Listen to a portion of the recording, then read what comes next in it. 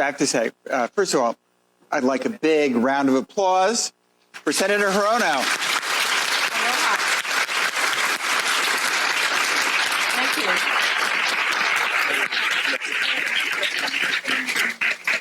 So I think this actually is, this may be my favorite event of the year. Right. So, for those of you who are about ready to graduate, I think we started about 10 years ago, having a luminary of the bench or bar come and talk to you and talk about life experiences. And we really had some really remarkable people. I think we've had most of the Supreme Court. Justice Ginsburg did it repeatedly. John Podesta, Speaker Pelosi, Henry Louis Gates. So really absolutely stellar. But I don't think I've looked forward to anyone more than this event. Let me say a little bit about the senator. Senator Hirono was nearly 8 years old when her mother brought her and her siblings from Japan to Hawaii. Her time at the University of Hawaii at Manoa, she says, opened her eyes to a life in public service and advocacy. She attended Georgetown Law because of our strong critical program and a focus on public interest law, so we'll talk about that. And then after graduating from the Law Center in 1978, the senator worked in the antitrust division of the Hawaii Attorney General's office. She then served in the Hawaii House, where she earned a reputation as a great advocate and champion for consumers and workers. Then she was elected Hawaii's lieutenant governor in 1994, led the creation of Hawaii's Pre-Plus program to expand access to quality, affordable early education. In 2006, she was elected to the House. She served 3 terms and then was elected to the Senate. She became Hawaii's first female senator, the country's first Asian American woman senator. Throughout her career, she's fought on behalf of Hawaii families and communities whose voices are not often heard in Congress, working to protect and build upon the progress generation of Americans have fought to secure.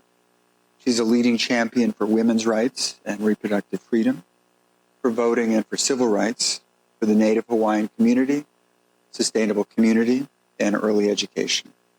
And in 2021, among her many, many achievements, she introduced the COVID-19 Hate Crimes Act, legislation signed into law to help communities combat the rise of anti-Asian hate and violence.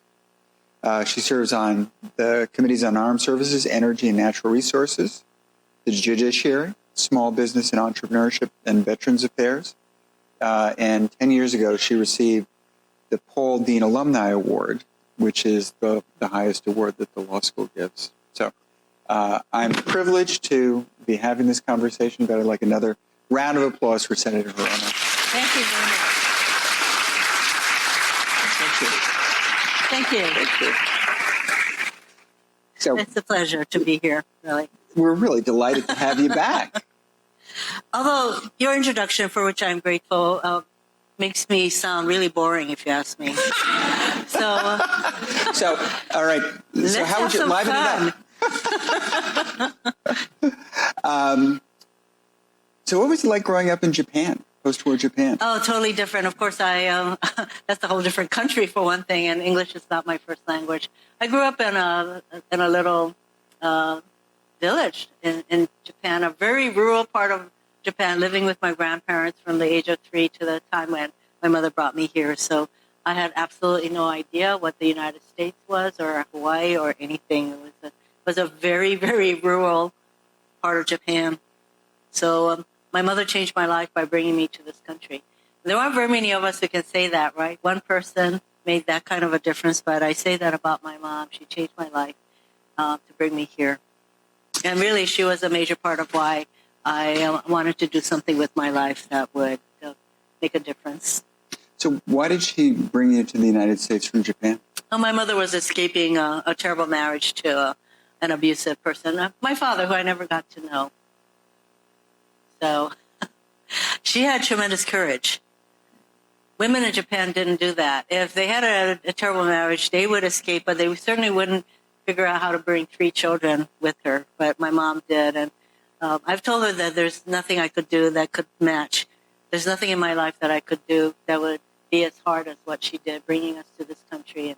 And we were very poor, to say the least. And growing up, I really saw what it's like to have a parent who worked so hard, but who took risks. So she took a major risk bringing us to this country. She had several jobs, and she always tried to make our lives better. So we moved a lot. Every 2 years we would move. I changed schools quite often. But my mother, without sitting me down and saying, here are my life lessons, I learned some important things from her. One person can make a difference. And the second is to take risks in life. And that's how you can really find out about your mettle. That's terrific. That's true. I mean, I have to say, that's so courageous. It was very much for her. And she passed away 2 years ago, but I miss her every day. So what was it like being in the United States? I had absolutely no idea. And it was really hard because I'm growing up in a really rural part of Japan. And I come to this country, I know nothing. And we didn't have ESL, so you get thrown into a classroom, sink or swim. And there were times when I totally misunderstood what my teacher was saying. And there were some funny aspects to that, the language barriers. And one of the hardest things was getting used to the food here, because I don't think I ever ate meat growing up in Japan. There were some chickens running around, so I ate a lot of eggs, but it was mainly vegetables, so the diet was really different. And it is very true that the smells and the foods of your youth really stay with you, and I find that to be so. So persimmon, for example, we had a persimmon tree. It's one of my favorite fruits. Fig trees, there are very few people who eat fresh figs, but I did that. So it was foundational to be growing up in a different culture, very, very different culture. And I hope there are some people here who are also immigrants at a time when diversity is under assault, in my view, in this country.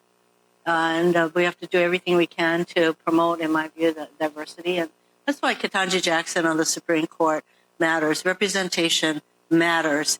And me being for a while there, I was the only Asian woman in the Senate, and I served for 4 years on the Judiciary Committee. I was the only minority person on the Democratic side, and that's why when Kamala Harris came along and Cory Booker, the 3 of us sat next to each other, and Kamala referred to us as the POCs, the people of color, on that committee.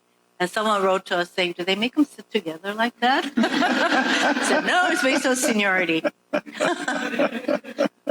So did you speak English when you came to the United States? Mm-mm. So how'd you learn? I learned by being discouraged from speaking Japanese. And the good thing about, kids are resilient and you can learn. But I would say that my love of reading, I had a librarian who awakened the love of reading. And so I love librarians. And I'm a big fan of the ability to read what you want. And so you can imagine, I find appalling what's going on in Florida and the book banning and all of that. And all you have to do in Florida to get a book on sort of the banned list is you just fill out a form that say, this book is inappropriate. You don't even have to write why. And that immediately causes the book to have to be analyzed or something by either the school board or something like that. So you can imagine hundreds and hundreds of books are on the inappropriate list. And that I find so appalling. And what's great is there are young people who are protesting what's going on with that and so many other issues that the young people in our country are really awakening to the fact that their lives are being constrained by all these limits, not to mention, of course, our constitutional right to decide what to do with our own bodies, which I find one of the worst things that could ever happen. But we have a very activist Supreme Court that is legislating, and the majority members of the Supreme Court, in my view, and I've been very vocal about the fact that I find the majority of the Supreme Court to be extremist. So what I'd like to do is I'd like to talk in a few minutes about kind of your thought as a member of the Judiciary Committee about where you're going and also the legislation that you just introduced on forum shopping. But let me ask you, were you, as a young person, were you an activist? I became an activist attending the University of Hawaii. This was during the Vietnam War. And it's the first time that I questioned what our own country was doing. And when I was in high school, I actually supported the Vietnam War because I believed the government's argument about if Vietnam goes, then communism, bad, right? And all the other countries there, Laos, Cambodia, it's the domino theory. I knew all the words to the Ballad of the Green Beret. Yeah, I supported the Vietnam War. But then I go to college, I became friends with some anti-war activists, and I questioned for the first time what our country was doing. And truly, the first time I marched against the war, and this time I was singing We Shall Overcome, I really felt something. I would say it was an awakening. And I still get chills thinking about what it felt like to be questioning my country and to be with a group of people who, because during this period, there were all these calls for love it or leave it. And it was quite a tumultuous time. I mean, we would burn effigies, I didn't, of the president. And it was really an active time. And that's what awakened me to political activism. And I also had decided to work in a community called Waimanalo that is deemed a distressed economic community that had a lot of Native Hawaiians. And I was a part of a group of college students to work with the teenagers there. And that's when I realized that although I didn't think that I had much growing up, there were other communities that had so many other challenges than what I faced. So these events converged to make me realize that political activism may be what I wanted to do, but I never thought that I would end up being in the U.S. Senate. That's for sure. It was a very unlikely path. I mean, I literally get off the boat in steerage. Do you guys even know what steerage is? Oh, you're saying no. It's you're on a big ship, the President Cleveland, and steerage is where all the poor people come to this country. You just have all these multiple berths. There's no such thing as a room, and that's how I came to this country. So, did you decide to how did you decide to kind of pursue activism and making a change? Well, part of it was getting a law degree. So back then, I was never encouraged in school to do anything with my life, truly. And so when I got involved with this group of activist people, we decided that marching and singing We Shall Overcome is not enough. We need to have seats at the table. And a lot of us decided to go to law school. Now, I graduated from a high school that had over 700 graduates.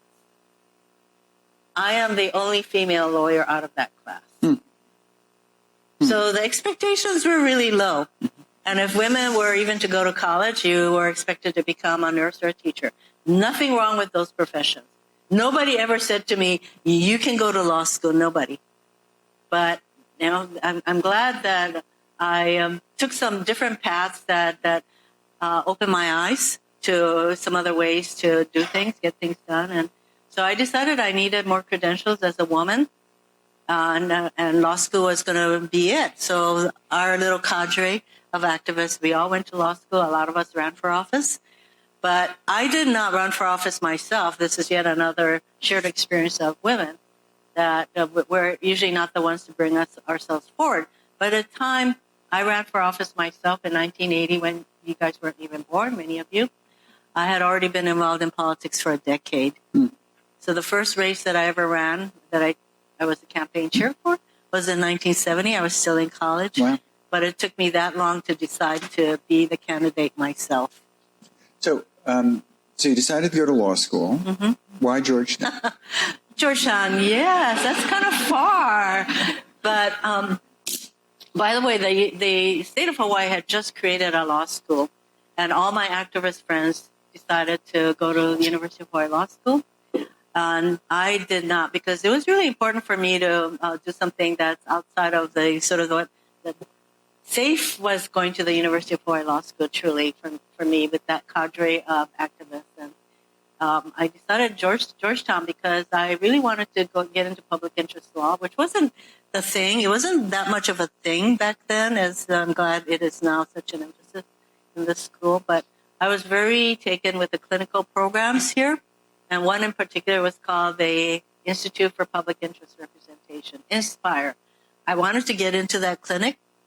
Georgetown had a really strong clinical program. I decided I would come to Washington, D.C., and I actually applied to all the law schools in D.C., by the way, but I knew Georgetown was the best. So I came and I interviewed with a person named Victor Kramer, who argues some of the major antitrust cases in the Supreme Court, and he interviewed me, and so he took me on. And I gave a lot of my energy and commitment to that program where we filed real things, and I did real briefs that would be filed. And the rest of my classes, I have to say, I was not your studious student. My goal in life was never to be called on in class. And my culture dean was in Hawaii.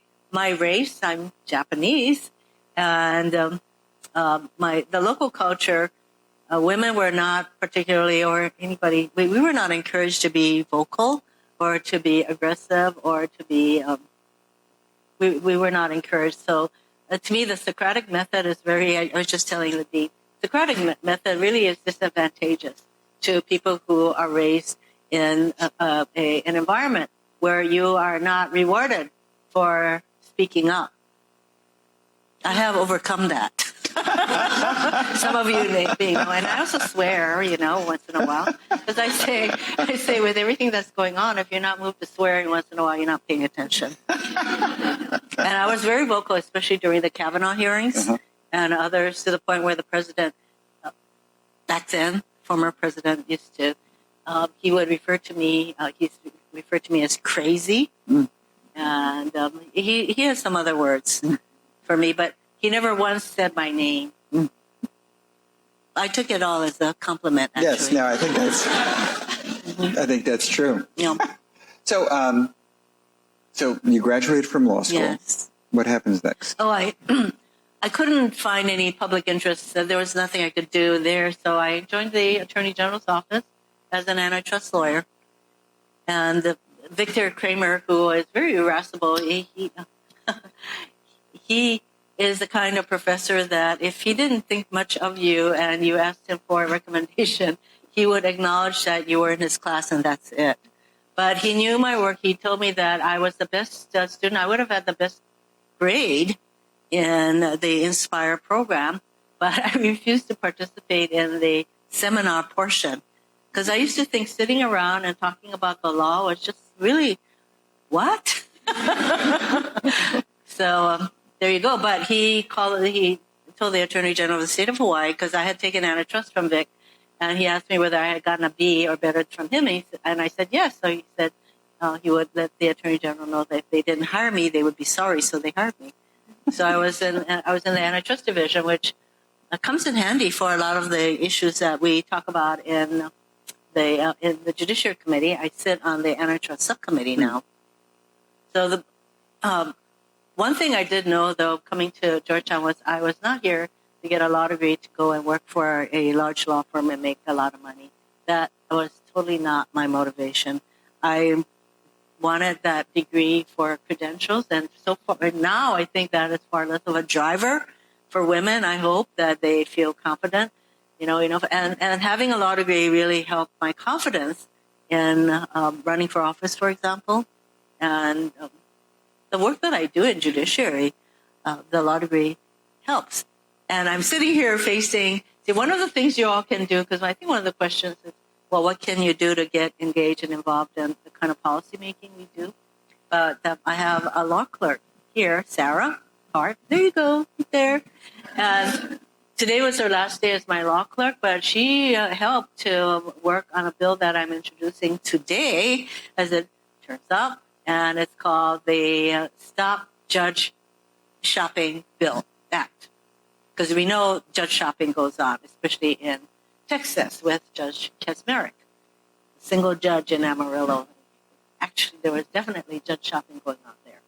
So I don't think that should happen. This is a bill that would provide exclusive jurisdiction over these kinds of administrative and other kinds of policy laws to the D.C. district. So let me get back to that in a minute. But, I think probably a lot of you're about to be graduates, are interested in politics. Do you have any advice on how they could do that? I think that one of the most important things about politics is to know why you want to do it. And if you want to do it for power, please don't come and talk to me. I am interested in encouraging people who want to do this. As I love your motto, by the way, of the law school. Law is a law is means, but the means, justice is the end. Yes, and that is exactly what I believe, because a law degree is a tool. And I say to my staff that people are getting screwed in our country every single second, minute, hour of the day. And if by our efforts we can decrease that number, we will be making a difference. We will be doing our jobs. So your law degree enables you, our law degrees enable us to use it as a tool truly for justice. And so one of the ways is to be a clerk. And there are a number of people who want to clerk with me because they want to clerk for somebody who sits on the Judiciary Committee. But the thing that is really critical is why you are interested in politics. And if it's something that in your heart you believe you can make a difference, and that you are going to be using your degree as a voice for people who really need your voice and your support and your energy and commitment, then there are any number of ways you can get exposed to the decision making in politics. The usual path was to get involved in somebody's campaign. That was my path. So how did you get involved in the campaign, and what was next? Well, as I said, I ran my first campaign for a man, male, in 1970 before I even decided to go to law school. He lost. And then I ran another male's campaign 2 years later, and I worked for him. And working in the political environment definitely pointed out to me that I needed more credentials as a woman, and that led to part of my decision to go to law school. But I had worked in the antitrust division for not even 2 years when part of politics is timing is critical. So just because you want to run for office doesn't mean that you should just do it. You really have to think about how you're going to win. That is really important. Those kinds of aspects of running for office. So timing is important. And the person whose race I had managed in 1970 was in the state legislature. He came to me and he said, "You've been encouraging all of us to run for office, young people, and I'm not running for re-election, and I think you should consider doing that." So I had only been practicing law for 2 years. I had friends who said, "Don't you think you should practice law longer? Because what if you don't win? You need something under your belt." And I said, "Nope, I am going to run for office now." And nobody knew who I was or anything, but it was an area, it was a district that I was familiar with, but that's where these other people whose races I had managed. And so, the first is what's really in here. And then the second is really to figure out how you're going to win. And how did you figure out how to win? Grassroots, knocking on doors. But it was one of those situations where I was so used to helping other people get elected that when I was a candidate myself, I remember I went knocking on somebody's door and I completely forgot why. And I stood there. Oh, I'm the candidate, yes. But again, it wasn't exactly expected. Back then, there weren't that many women running for office. And so I did it. And, I thought I would be doing it for 10 years, making that commitment. But 14 years in the state legislature went by really fast. And then I decided that rather than staying in the state legislature for possibly another 10 years, that goes by really fast, I was going to run for another seat, and that seat was lieutenant governor. And I remember my cadre of supporters, and I had never had to raise more than, say, $20,000 to win a state legislative race. And then they told me, my kitchen cabinet said, "Well, how much do you think you're going to have to raise to run for a statewide office?" I said, $500,000. They almost fell off their seats.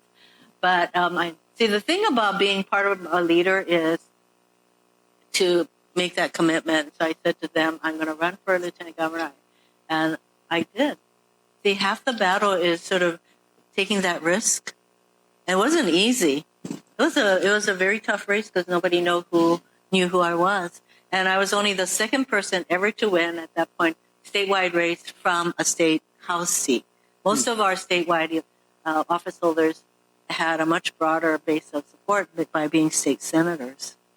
And I was told when I ran for lieutenant governor that this is something women hear all the time. You're not ready. You didn't prepare enough. You are you can't win. That is a favorite of what people tell us.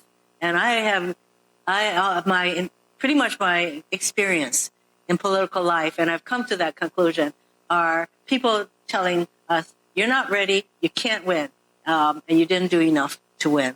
So I got all that running for lieutenant governor. So what was the key to winning? Hard work, busting your ass. So, yeah, and nobody ever hands you anything but the determination and people who believed in you. But the biggest race I lost, since we're on the subject, was the race for governor. And it was only the second time in the history of our country where the two candidates for governor were women. One was a Republican, and I was the first Democratic nominee for governor of the state of Hawaii. And there were all these people telling me I can't win, etc. It turned out that I didn't win, and it was the biggest race up to that point that I lost. And that was the year of the women governor. And yes, Hawaii had a woman governor. It just wasn't me. So how did you rebound from that? When I lost that race, you can learn a lot by failure. In fact, if you're not failing once in a while, you're just not trying hard enough in your life, and you're not taking risks. So I said at that point, because it was still the hardest race I've ever run. It was emotionally, psychologically, it was very hard. I told my husband and my mother, I think I have one big race left in me. I don't know if I'll ever have the chance, because politics is not just your desire. You need to have an opportunity, such as an open seat. But that opportunity arose 3 years later, and I said, I'm going for the U.S. House. So I did that. But the harder decision, I think, was running for the Senate in 2012. I wasn't exactly a spring chicken. And I really thought about it. I knew I would have to raise millions of dollars. That was daunting. The thing that finally, and I also knew that my Republican opponent would likely be the same person who beat me for governor, and it was. So the Republicans at that point decided they could take the seat, and they were going to push for the two-term Republican governor of the state of Hawaii who had beat me for governor. And I knew she was going to be my opponent. But the thing that really pushed me over after thinking about it for some time was I didn't want to regret. I didn't want to regret that I didn't do it when I had the chance to do it. And so I thought, that's what put me over, that if I don't do it, I will regret it. And I'll let the people of Hawaii decide if I was too old or whatever the case. And I've had the privilege of being voted for the seat by the people of Hawaii twice. And so what was the key to your first victory? Having learned how to win. In fact, when I kept asking questions, being asked questions by the national media, because suddenly when Linda Lingle, who was the two-term governor of the state, when she entered the race, the pundits nationally suddenly made that a draw, because Hawaii is a very democratic state, except that it chose her twice. So it became a draw, and the national media kept asking me, she beat you, last time. What makes you think that you can beat her this time? And I said, I have learned a thing or two in the 10 years. And they asked me, what did you learn? I said, I learned how to win. There's a lot to be said in that, but they stopped asking me that when I said I learned how to win. And, by the way, so that race in 2012, I won by the biggest margin of any Senate race in the country. So it took me 10 years, but sometimes there is such a thing as karmic justice.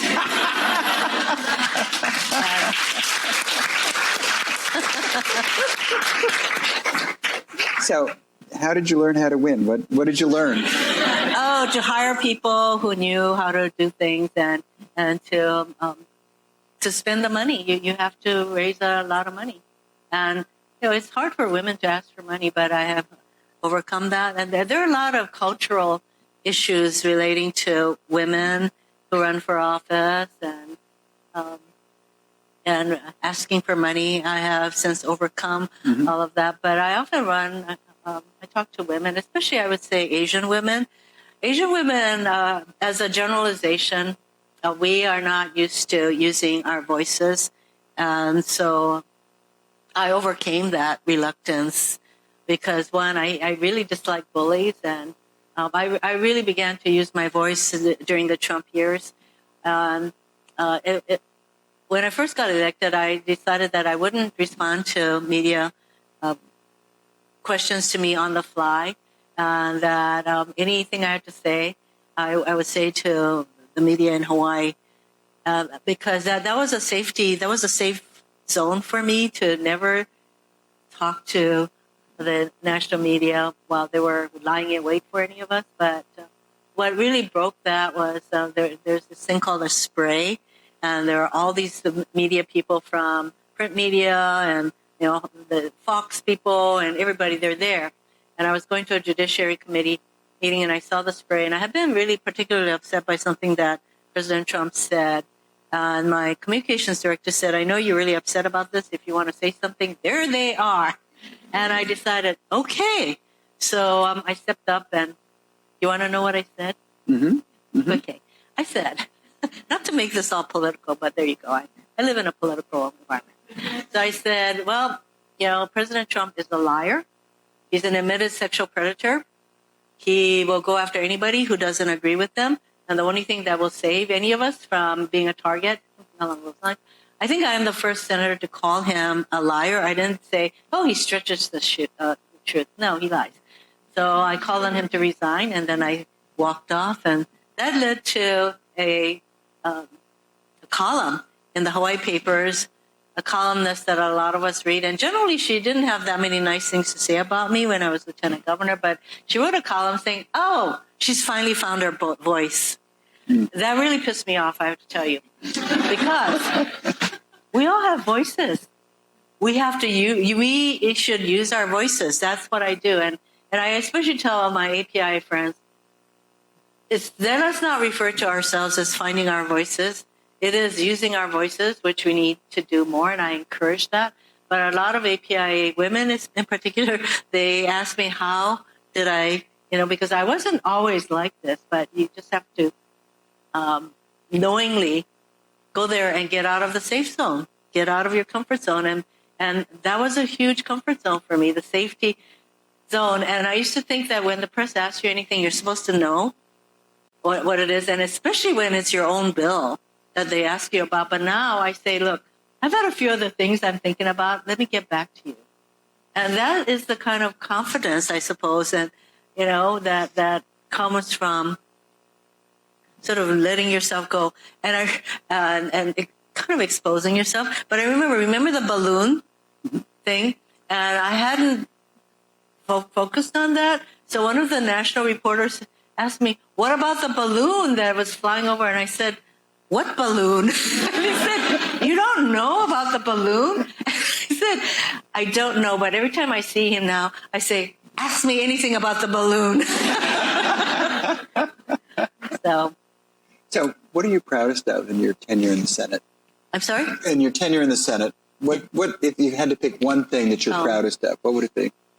I would say there's no one thing, because it's a constant battle. All the time you're there using your voice.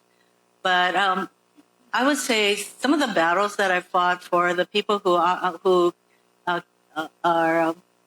would not get that kind of attention. So I know this is pretty esoteric, but there are people who come to our country without the need for a visa. And these are our COFA citizens from Palau, Micronesia, and Marshall Islands. And I fought for 8 years to restore Medicaid eligibility for them. That was so esoteric, but believe me, this is a group of hundreds of thousands of them are in our country. They are the only group that I know of, pretty much, who can come here without visas, who can work, but they do not have the kind of benefits. They don't have access to benefits which Congress eliminated in the 1990s during so-called welfare reform. And so it took me a long time. And these are people who can't even vote for me, but that's never been a motivator. So I would say that the kinds of battles I fight for people who otherwise would have a hard time having their needs heard or acted upon. And then, of course, the COVID-19 hate crimes bill.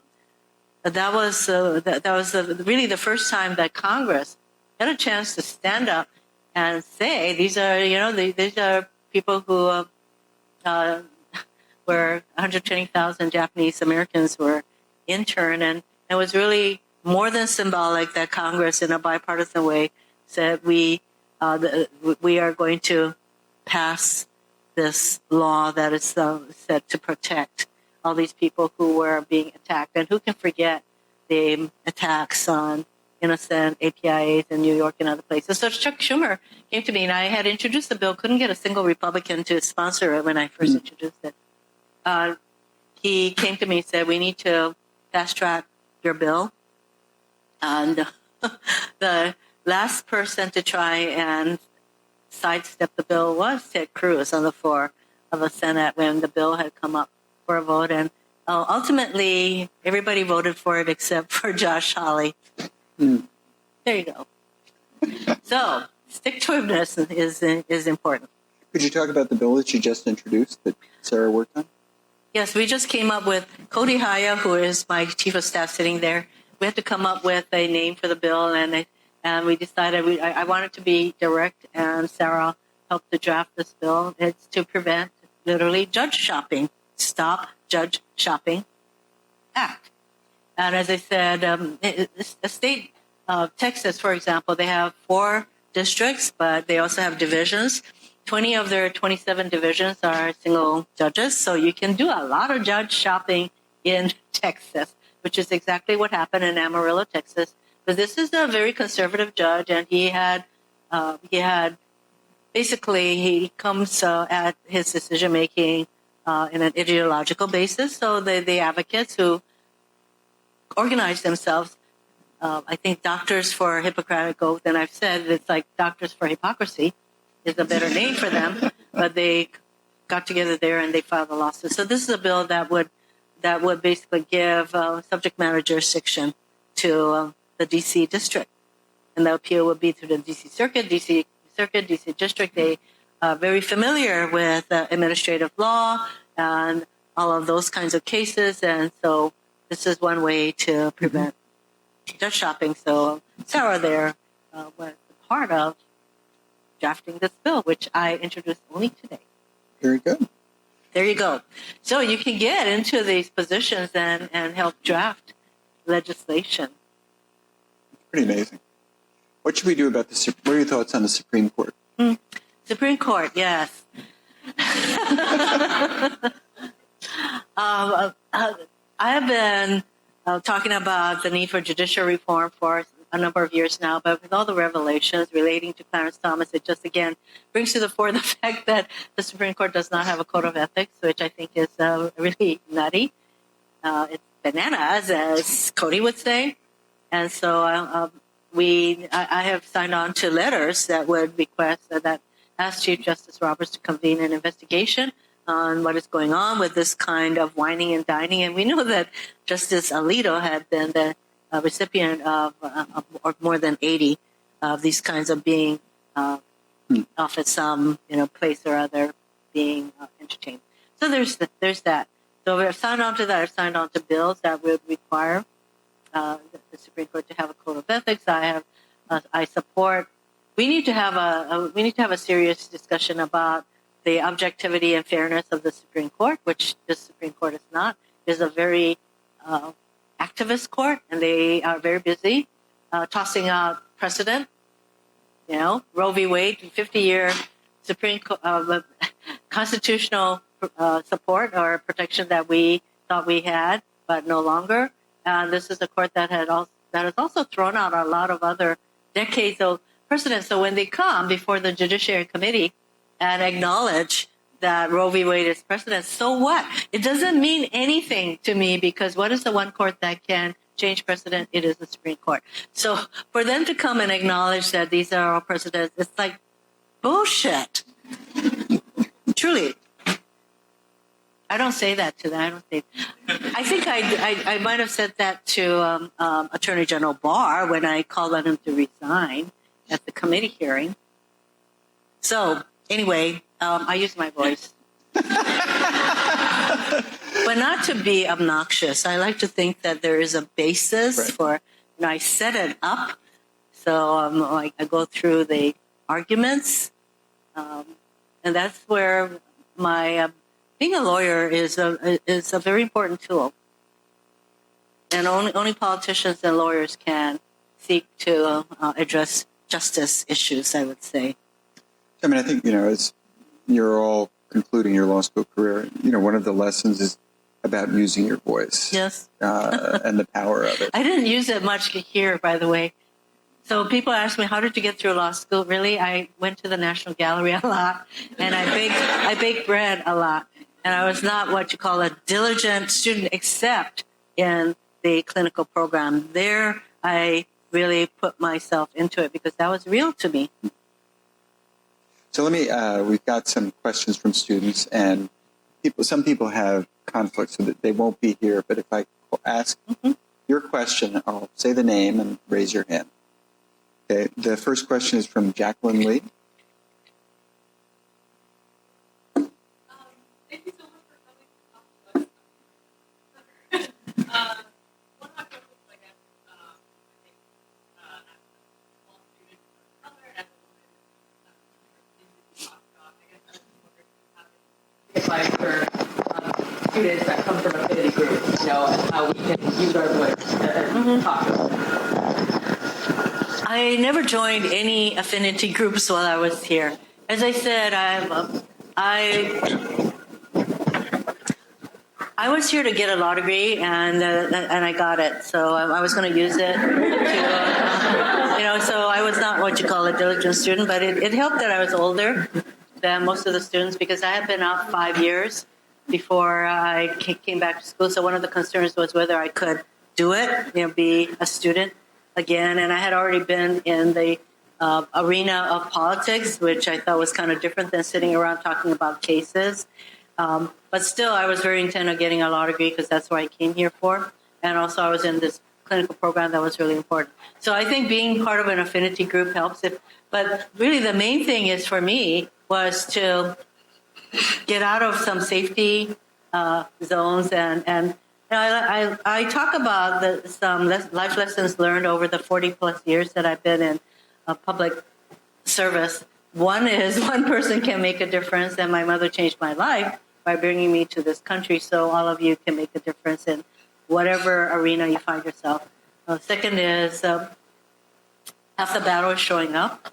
So I know some of you have conflicts in classes or something, but you're here, you've shown up. It's not just showing up physically, but emotionally, and having to stay the course, because the battles we thought we had won for women's rights, for voting rights, there's a whole series. Battles we thought we had won don't stay won, so we have to keep showing up. And the third is to get out of our comfort zone and take risks.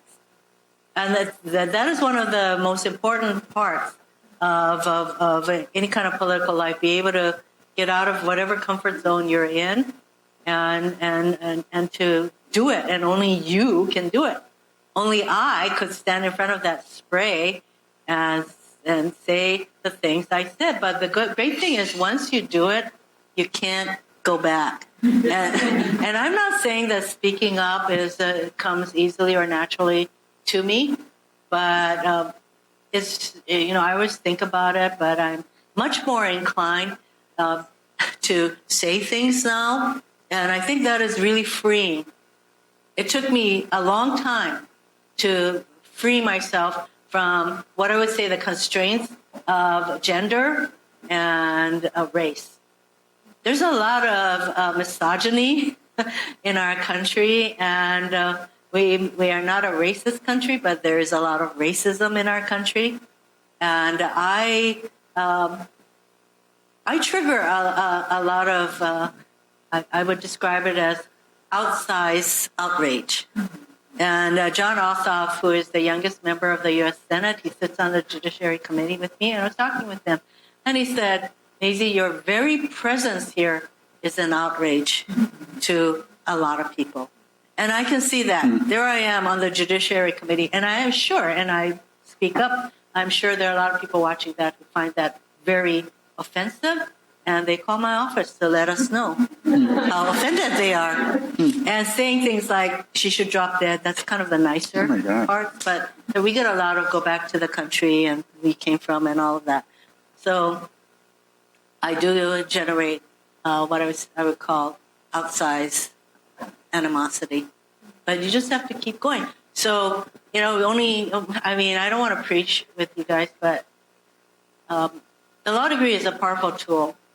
And it helped me to attain a certain level of confidence in what I do. Abby Morningbait.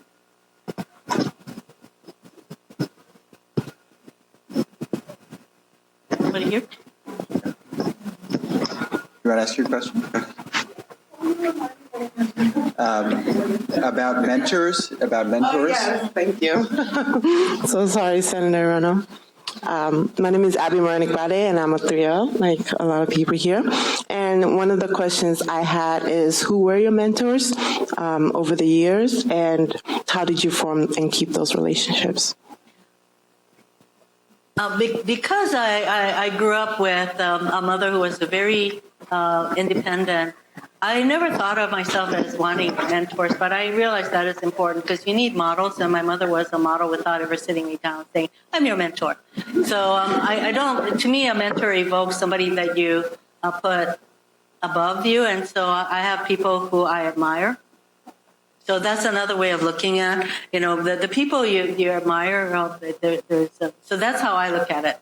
There are people I admire. And my mother was the biggest influence in my life. I would not be sitting here if I were not an immigrant. I would not be sitting here wanting to do something that gave back to a country and to a state that gave me opportunities I never would have had in Japan. And so when you come from a pretty middle class, I would say, upbringing, I just don't know if I would have broken out of just sort of the safe middle class kind of behavior if I did not know what it's like to not have power, to have people who could kick you out of your home, going through some of those kinds of experiences to want to become the kind of fighter that I think I am. Good question. Noah Whitman. Hi, Thank Noah. you so much for being here. Oh, and also thank you for this mic. Thank you so much for being here. Could I also, I do remember my question actually.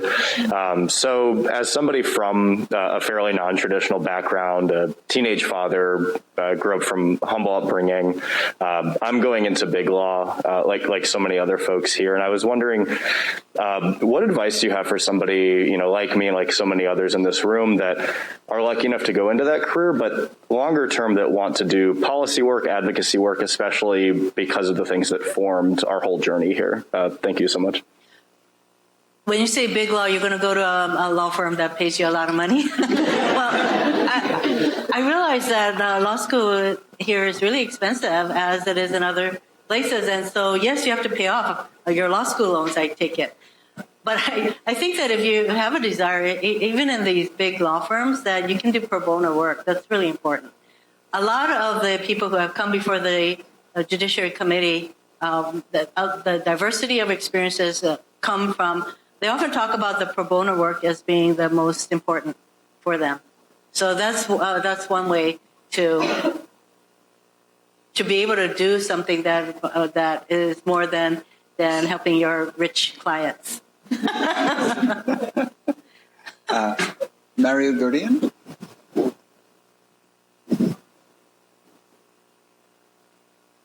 Okay, I'll read Mario's question. And Mario is the president of the Student Bar Association. Oh. The hardest skill, which is often not talked about, is resilience and learning from failure. Given your successful career, how have you learned to deal with it, and And what advice do you have for young professionals who might encounter failures? Oh, as I said, that if you're not failing once in a while, you're not trying hard enough. To me, you're just staying in a safety zone. And a really big part of my life and where how I got to be here is totally by risk taking. And in politics, the ducks are never lined up. There's never enough people. There's never enough money. There's never lots of things. But you figure out how you're going to overcome all of that. So perseverance, that is exactly what I have persevered in my life. And what Ketanji Jackson said during her hearing when she was asked, what do you say to young people? And she told the story of being at Harvard, didn't feel she belonged.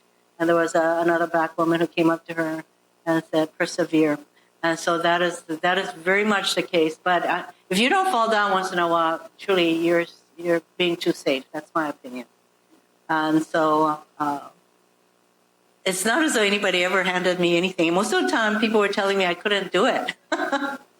So that's what having an independent mother who did just the awesome thing of leaving an entire country to get away from a terrible father who I never got to know. But perseverance and really half the battle is showing up and continuing to show up. And it's when you fail and what happens after you fail that can really show you what you're made of.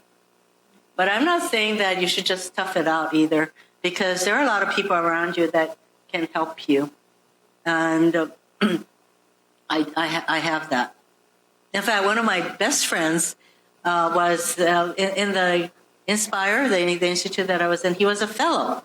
So he already had his law degree, but we had fellows who would work with us on the projects that we had. And he turned out he's one of my best friends, and he's now, he practiced the law in California for a long time, and now he's a judge. Mm-hmm. So I was telling the dean that I am going to be the commencement speaker for the USC Law School.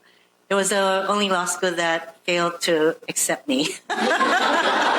So it's taking me a while to get there, but, it's kind of funny that life is full of surprises. But he is a professor at the USC. And he did tell me that he was teaching remedies. And, we have a Supreme Court that is so activist that it's really hard. One of my other friends who used to be the dean of the law school at the University of Hawaii, Richardson Law School, he said, it's really hard to teach con law with a straight face. Mm-hmm. And my friend who teaches remedies said it's really hard to teach remedies with a straight face because you don't know where the Supreme Court is going. You kind of get a sense that if given the chance, they will go with the corporate arguments, and you kind of have and they do this thing called, they will let you know what they're interested in taking up. So Justices Alito and Thomas have what's called signaling. They have signaled that they would like to revisit Obergefell, which is the marital equality case. And then you have Justice like Gorsuch, who might eliminate the Chevron doctrine, which this is why I'm very concerned about how the Supreme Court is going to deal with the FDA Ms. Firstone case, because the Chevron doctrine has to do with paying attention to how the administrative departments are implementing laws that are passed by Congress, and the Chevron doctrine gives great deference. But Justice Gorsuch is somebody who will toss up. He's not a big fan of the Chevron doctrine, and that certainly came out in his hearings.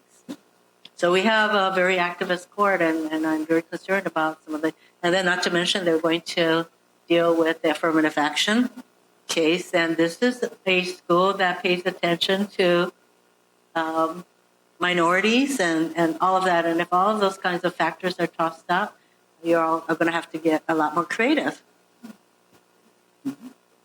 Charlie Landry. Hello. Thank you.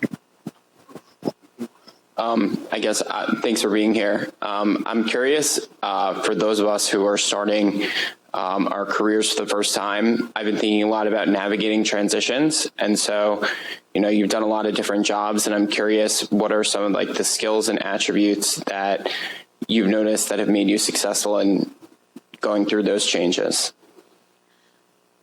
I mainly, when I first ran for the state legislature, I thought I would give it 10 years, but 14 years went by really fast.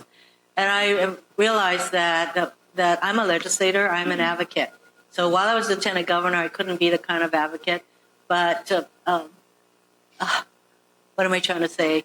I mean, wherever you find yourself, there are things that you can do that will make a difference. And that's been a driving desire for me. I majored in psychology because I envisioned I would become a therapist or a counselor. But life is full of surprises. And when you take risks, it can take you on different paths and other avenues open. I also was a plaintiff's lawyer for, when I was in the state legislature, I worked for one of the premier plaintiff's lawyer firms. I learned a lot about, that kind of advocacy. So I've been fortunate, I would say, in doing something that is really meaningful to me.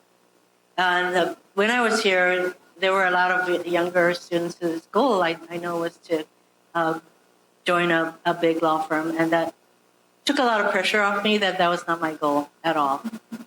Hence, I spent a lot of time going to the National Museum because I love art. That's another thing. Creativity is a very important part of keeping an even keel. And so I like art. I do art.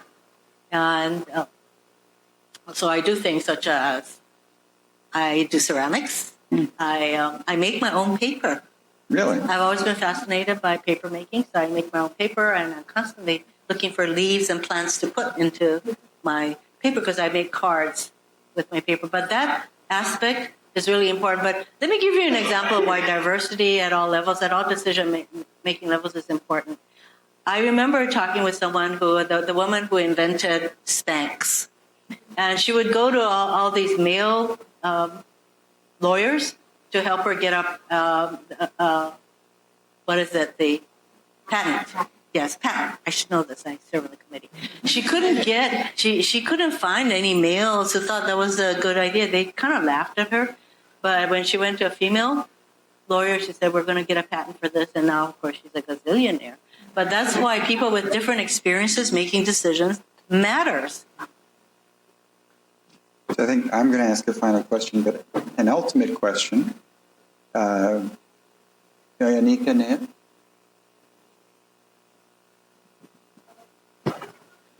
I actually don't remember my question. I'm really sorry. Okay, so you actually have two questions. Yeah, I have two questions. You can actually ask both of them. I remember one because it was the lighter one. I'm actually, thank you so much for being here. A lot of what you said was very inspiring, and hopefully all of us one day will have that public activism in us and do something with it. And we might not share that yet, but I share your affection for Seinfeld. And I was just wondering who your favorite character was. Seinfeld. So I was wondering who your favorite character was. That was the light question, and that's why I remember it. Yes. There are so many Seinfeld moments. So my husband, who went to GW Law School, he knows the dialogue. But we'll often, so I find them all, they're such idiots, but I get a lot, there are a lot of Seinfeld moments. Getting lost in a parking garage, looking at each other going, these pretzels are making me thirsty. No soup for you. We often say that apropos of nothing. But I have to tell you that cultural diversity is important. So watching Seinfeld and laughter is important. But I want you to know that I love BTS.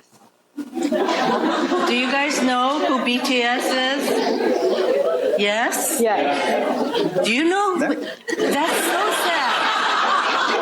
I should say the question should only go one way. That is so sad. So meanwhile, BTS is the biggest boy band, but they're the only Korean band that I know anything really about. I don't pay attention to any of the others. But what I like is here's this Korean band that has taken over with their music. And one of the first songs that I like was "Everybody Say No." That was really criticizing the Korean education system, which is very stifling. And the other one they did I like was "Not Today," because it reminded me of Lord of the Rings, where they have the battle and they say that the time of men will come to an end, but not today. Today we fight. I like that. So, meanwhile, though, the White House invites BTS. I am waiting for my invitation because I'm probably probably the only senator who even knows anything about BTS. And so I finished voting. I'm walking in the elevator after voting, and I say, my communications director at that time says, they didn't invite you. And I said, yes, I'm the only senator who probably knows anything about BTS, and I don't have an invite. So there was a Wall Street Journal reporter there, and she tweets out that Senator Hirono, is still waiting for an invite. Well, they never did invite me, but the following week, I am at the White House because the president is signing another of my bills into law, and I get there and I say to him, Mr. President, you have BTS. I wasn't here. Do this. You know what this is? It's a Korean heart. So every time I do group pictures now, it doesn't matter who they are. We'll take a group picture and I do this. And people say, what is that? I said, this is the Korean heart. We should know cultural diversity is very important. Fabulous. So now you know. And in fact, by the way, the Korean president is coming to our country, and there is a state dinner. I'm going to see him, and I'm going to sing. There will be a picture. There you go. So, I don't remember my serious question. I'm really sorry. I thought that was a perfect way to conclude. So one final question. So I have an action item for me. I'm going to listen to I BTS think tonight. you should. Okay. Yeah. So I'm prepared for the next time you're at Georgetown. So everybody who's going to graduate, is there one? Congratulations. Yeah. First of all, round of applause for you.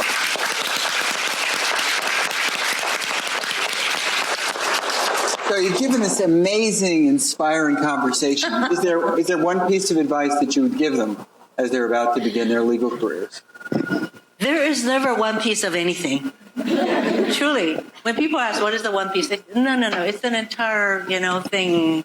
So, no, there is no one piece. But I tell you, my life lessons, one person can make a difference. You all can. And the second is half the battle is showing up. So please do that. And the third is to take risks in life. And if you're not failing, you're not trying hard enough.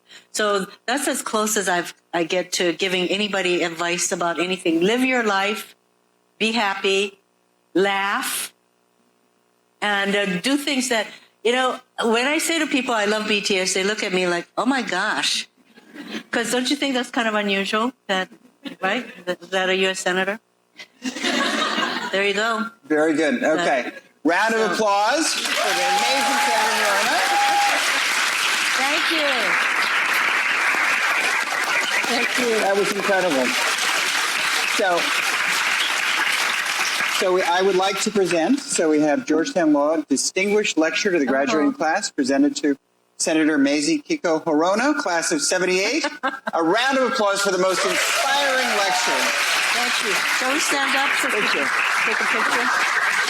You want to do that to me? Yes. Can we get a picture?